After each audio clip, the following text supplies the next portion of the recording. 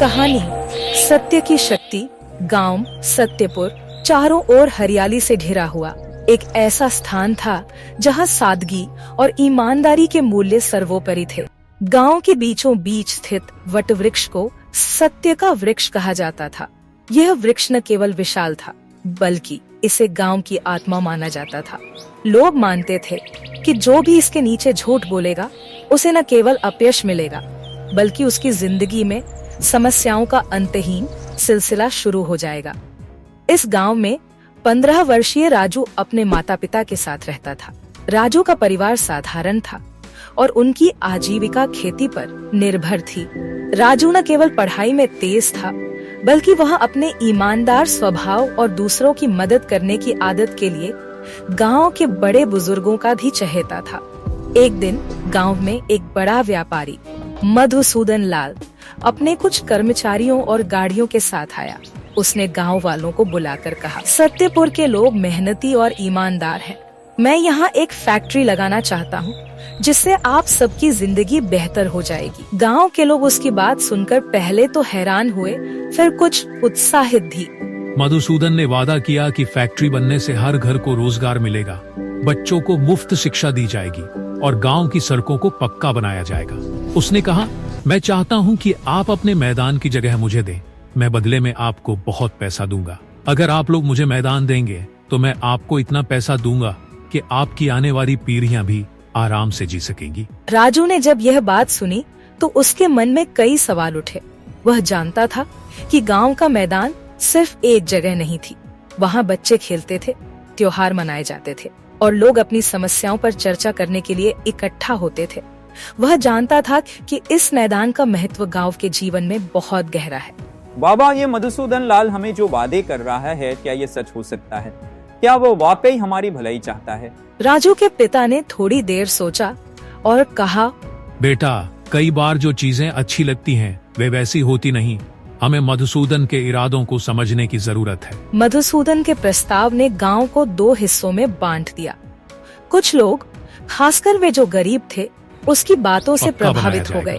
उसने उनका कहा, मानना मैं था चाहता हूं कि आप फैक्ट्री अपने बनने से मैदान की जगह उनकी मुझे दें। आर्थिक मैं स्थिति बदले सुधर में जाएगी। आपको बहुत पैसा दूसरी दूंगा। ओर कुछ बुजुर्ग और समझदार लोग इस बात को लेकर चिंतित थे कि फैक्ट्री गांव की शांति और पर्यावरण को नुकसान पहुंचा सकती है।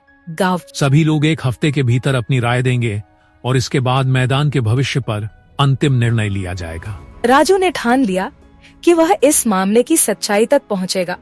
उसने अपने दोस्तों के साथ मिलकर मधुसूदन की कंपनी के बारे में जानकारी इकट्ठा करनी शुरू की। राजू और उसके दोस्तों के साथ मिलकर मधुसूदन की कंपनी के बारे में जानकारी इकट्ठा करनी शुरू की। राजू और उसके दोस्त आसपास के गांवों में गए जहां पहले से ऐसी फैक्ट्रियां लग चुकी थीं। उन्होंने देखा कि उन गांवों में प्रदूषण का स्तर बहुत बढ़ गया था। वहां के लोग बीमार हो गए थे और उनकी जमीन उपजाऊ नहीं रही थी। जब राजू ने उन गांवों के लोगों से बात की तो उन्होंने कहा, यह मधुसूदन बहुत चालाक है। उसने हमें भी रोजगार और पैसा देने का वादा किया था, लेकिन अब हमारे पास न खेत बचे हैं न साफ पानी। राजू ने यह सब बातें अपनी डायरी में नोट कर ली। उसने उन गांवों के फोटो भी खींचे ताकि वह अपने गांव वालों को यह सब दिखा सके। राजू की गतिविधियों की खबर मधुसूदन को लग गई। उसने राजू को अकेले बुलाया और कहा, सुनो लड़के, मैं जानता हूँ कि तुम मेरे खिलाफ सबूत जुटा रहे हो। अगर तुमने कुछ भी बोला तो मैं तुम्हारे परिवार को नुकसान पहुँचा सकता हूँ। राजू डर तो गया लेकिन उसने ठान लिया कि वह सत्य का साथ देगा। उसने सोचा, अगर मैं डर गया तो पूरा गांव इस धोखेबाज के जाल में फंस जाएगा। मुझे अपनी जिम्मेदारी निभानी होगी। पंचायत के दिन पूरा गांव मैदान में इकट्ठा हुआ।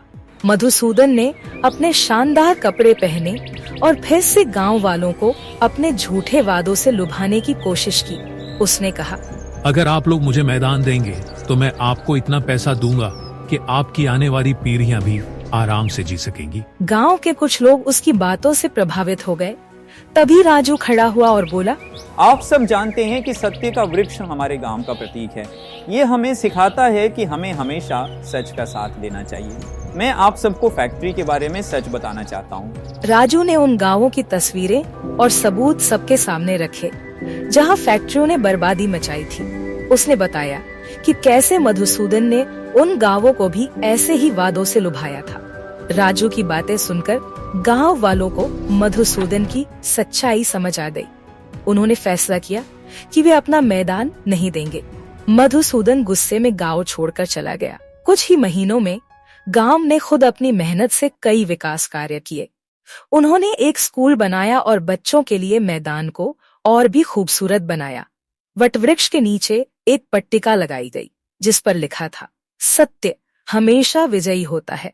यह कहानी हमें सिखाती है कि सत्य का साथ देना कठिन हो सकता है, लेकिन यह हमें सच्ची शक्ति और सम्मान दिलाता है।